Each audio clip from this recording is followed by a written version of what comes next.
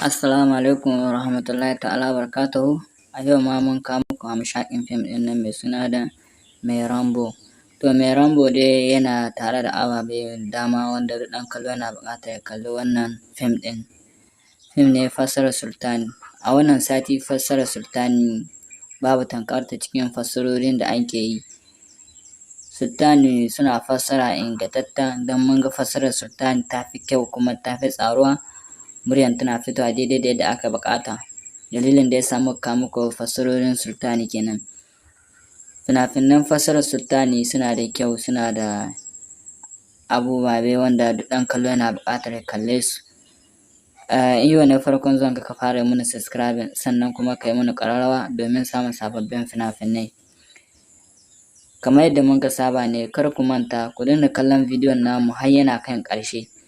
Idan kun zamanto ba ku kallon bidiyon da muka yi talakan da muka kawo muku ba ku kallon su har ƙarshe, ba lallai ba ne mu dinga kawo muku sababbin fina-finai, kuma duk da haka sai mun koma sa makullin sirrin.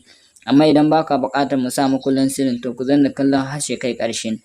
Da zaran ya kai ƙarshen ɗin mu kuma ya nuna mun idan kun kalla idan ba ku kallon ban ba.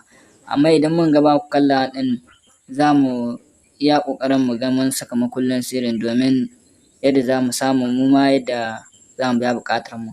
Amma yadda kuke yin ɗin nan ku ce da kun fara kallon ta free ne muka kawo muku wannan fina-finai ba tare da kun sha wahala ba.